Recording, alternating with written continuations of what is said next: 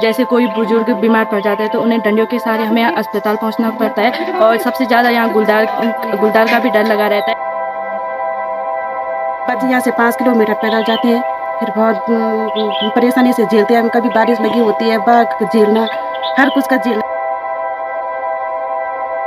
बिल्कुल सही बात है कि 75 साल आज़ादी को हो गए हैं और फिर भी अगर किसी गांव तक सड़क नहीं गई है तो ये दुर्भाग्य है सरकार के लिए भी।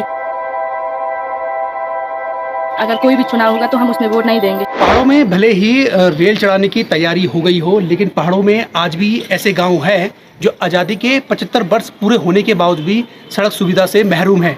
ऐसे ही नगरपालिका का क्षेत्र का एक गांव है नगरी जुगनी, जो आज़ादी के 75 वर्ष पूरे होने के बाद भी सड़क सुविधा से महरूम है।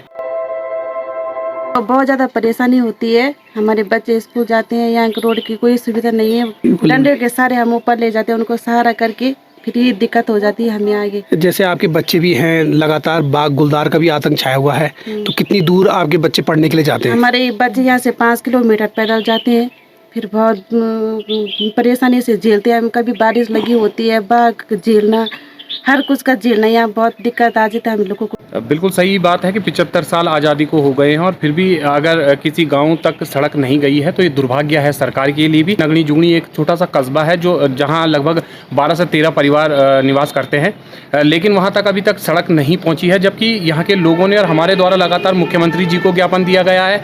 यहाँ तीन डीएम पौड़ी में आए, उन तीनों को ज्ञापन दिया गया है। जो जनप्रतिनिधि हैं हमारे, लगातार उनसे गुहार लगाई गई है, लेकिन अभी तक जिस तरह से हम देख रहे हैं कि सड़क अभी नहीं पहुंची है गांव तक, तो काफ़ी दुर्भाग्य है, जिससे कि जो ये गांव के लोग हैं, हम लोगों को काफ़ी दिक्कतों का सामना इस दौरान करना पड़ता है। तो हम जिला प्रशासन से मांग करेंगे कि जल्द से जल्द इस क्षेत्र में सड़क की सौगात इन्हें देनी चाहिए। वहीं अब ग्रामीणों ने साफ तौर पर मन बना लिया है कि आगामी लोकसभा चुनाव और निकाय चुनाव में वो वोट नहीं देंगे। वहीं उन्होंने चुनाव का बहिष्कार कर दिया है।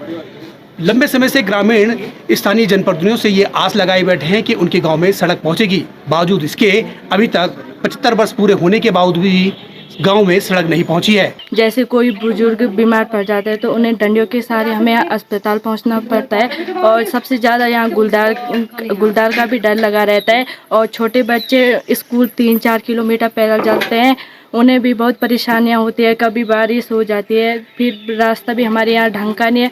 नगर पालिका में होने की बजाय भी यहाँ अभी सड़क से हमारा गांव वंचित है सड़क से। अगर कोई भी चुनाव होगा तो हम उसमें वोट नहीं देंगे। जब तक यहाँ सड़क का निर्माण नहीं हो जाता है हम यहाँ वोट नहीं देंगे। ऐसे में अब ग्रामीण भी हताश हो गए हैं। फिलहाल ग्रामीणों ने अब चुनाव बहिष्कार का ऐलान कर दिया है।